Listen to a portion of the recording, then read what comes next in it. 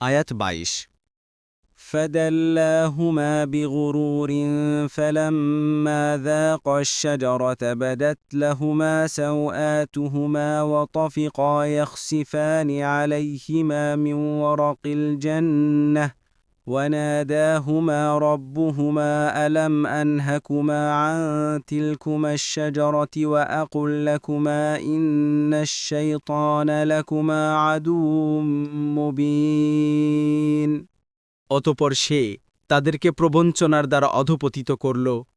এরপর যখন তারা সে গাছের ফল খেল, তখন তাদের লজ্জাস্থান তাদের কাছে প্রকাশ হয়ে পড়ল এবং তারা জন্নাতের পাতা দিয়ে নিজেদেরকে আবৃত করতে লাগল। তখন তাদের রব তাদেরকে ডেকে বললেন, আমি কি তোমাদেরকে এ গাছ থেকে নিষেধ করিনি এবং আমি কি তোমাদেরকে বলিনি যে নিশ্চয় শয়তান তোমাদের উভয়ের প্রকাশ্য শত্রু?